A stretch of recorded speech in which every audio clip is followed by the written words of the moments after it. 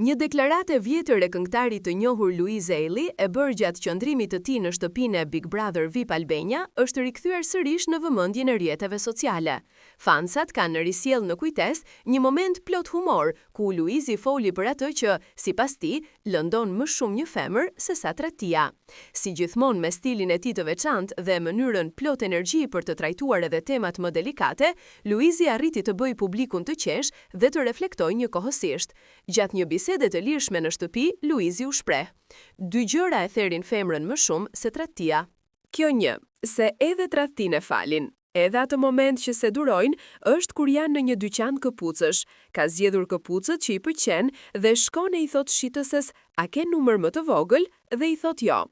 Me këtë deklarat, ai arriti të shpallos anën e tij komike, duke e kthyer një situatë të zakonshme të përditshme në një batutë që sot citohet si një nga më të bukurat e tij.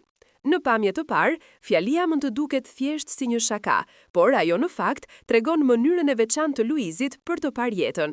Ai ka ditur gjithmonë të ndërthur humorin me realitetin, duke treguar se ndonjëherë zhgënjimet më të mëdha nuk vijnë nga tradhtit, por nga momentet e vogla që na prekin emocionalisht. Pikërisht kjo qasje është ajo që e ka bërë atë të dashur për publikun dhe e ka dalluar nga shumë personazhe të tjerë televiziv. Kjo deklarat, e bërë më shumë se 2 vite më parë, është rikujtuar nga fansat për të treguar jo vetëm sensin e hollë të humorit të Luizit, por edhe mënyrën e tij të mençur për t'i dhënë rëndësi detajeve të jetës së përditshme.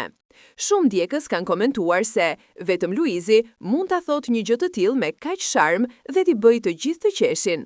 Në rrjetet sociale, videoja e atij momenti është përdar sërish, duke rikthyer kujtimet e periudhës kur ai ishte banori më i komentuar i BBV.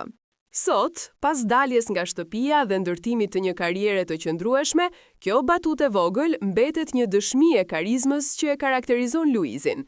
Ai ka treguar se di ta ruaj lidhjen me publikun jo vetëm përmes muzikës dhe projekteve të tij, por edhe përmes kujtimeve dhe humorit që ka ndarë me shqiptarët. Dhe ndoshta, për shumë njerëz, kjo deklarat është një arsye më shumë pse Luizi vazhdon të mbetet një nga figurat më të dashura dhe më të përfolura në skenën shqiptare.